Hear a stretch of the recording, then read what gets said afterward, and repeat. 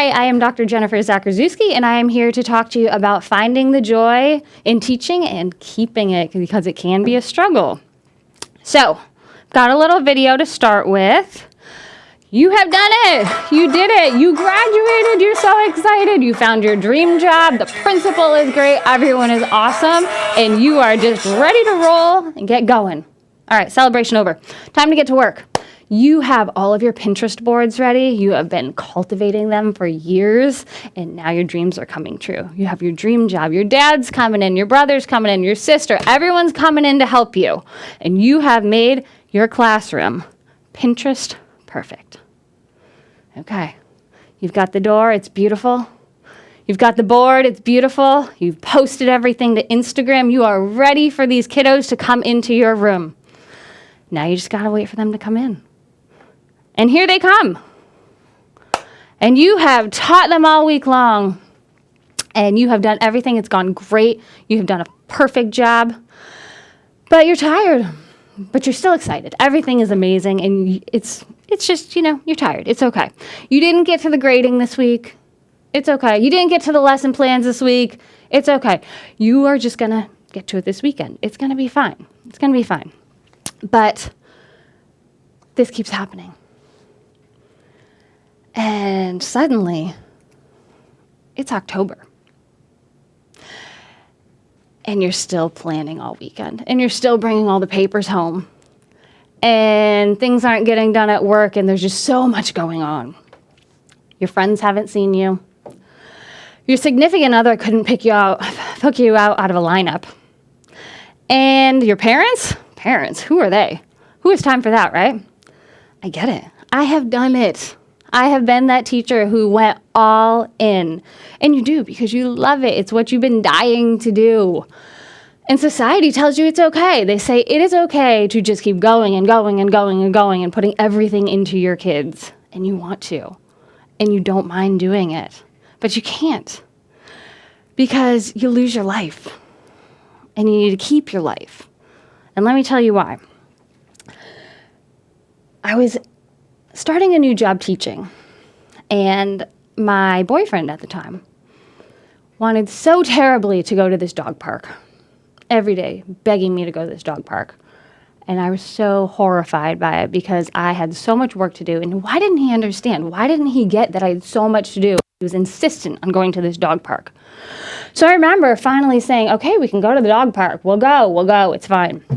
And I can remember just seething in the car and thinking, I have lesson plans to be doing and this to be doing, and going through the checklist in my head, and couldn't even enjoy the experience. And then he proposed. So you can imagine how good I felt.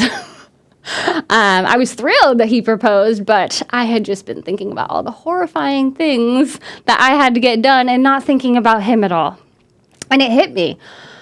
I got to step back, because if I'm thinking that everything is more important than my life at work, it's not going to work out well.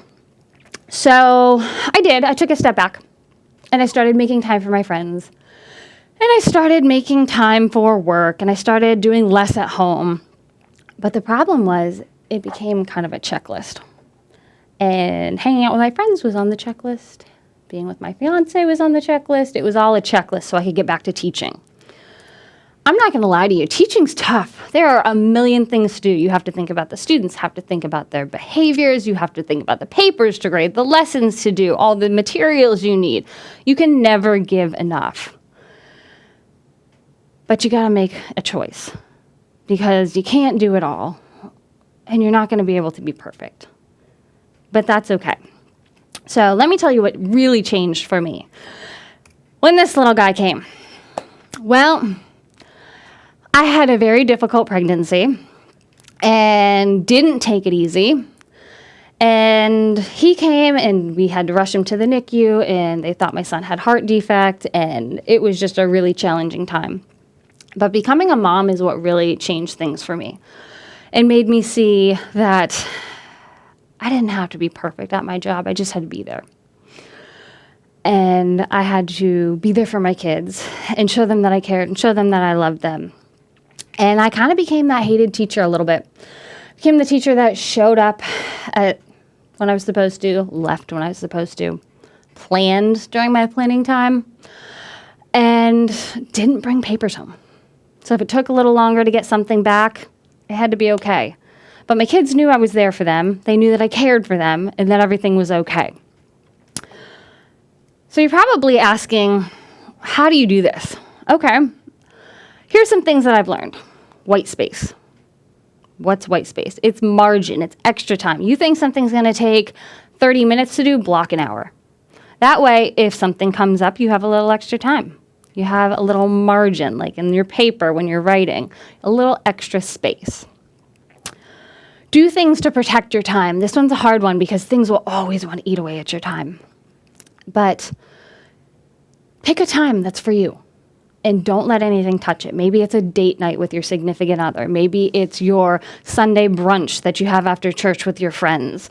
Whatever it is, protect that time. Make sure you get it and make sure it's important and that you are present and there. Here's a tough one for me. Perfection is a myth.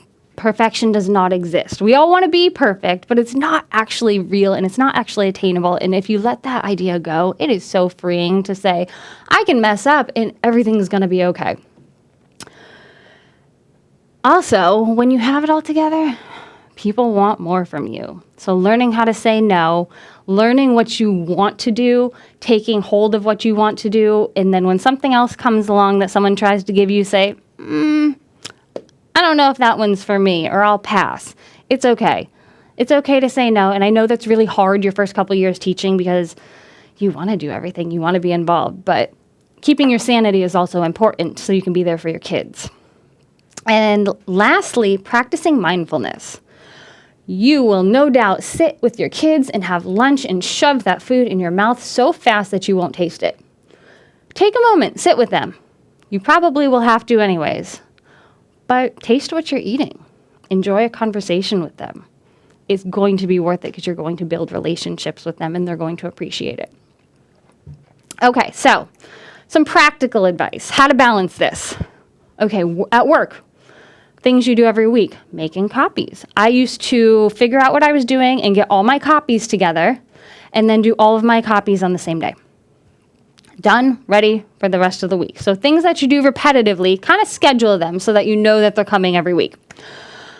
Turn your computer off. I know that's a tough one, but turn it off. Heck, leave the bag at school. Take a night off. It's okay. It will still be there and you will be rested. You will be happier. You will be healthier and your kids will appreciate you for it. Setting a time to leave. I know you see the teachers who stay there way into the night. Don't be that one. Be the one that sets a time to leave, even if it's an hour after everyone else, after the kids leave. Say, I'm going to leave at, 3:30 or 4:30. Set the time and stick to it. All the work will still be there tomorrow, I promise. And again, knowing when to say no, knowing when your plate is filled or overflowing or something that doesn't capture your heart, it's okay to say no. At home, keeping God at the center. I cannot tell you how important this is. Because if you stop praying, if you stop thinking about the Lord, things start to blow up on you a little bit. So making sure you're keeping yourself centered, keeping yourself at peace, prioritizing your health, making sure you're eating, sleeping, exercising. All those things seem insignificant compared to teaching children. But if you're not healthy, you're not going to be at school. And don't forget about your friends. Family, significant others, make sure that you make the time for them and be present with them. Don't do a checklist like I did and say, okay, your time is up. Now I got to move on. Be in the moment with them because those memories are going to really help you and that happiness is going to help you and have stories and things to tell your students when you go into class. And lastly, let it go. If you mess up, let it go. It's okay. You're likely going to be much harder on yourself than anyone else. And it's okay to make mistakes. Remember, you're not perfect. But in the event that all else fails, you've got a little Bob Marley, and everything's going to be all right. Okay, so thank you for joining me. I appreciate your time, and I hope that you have learned something from this.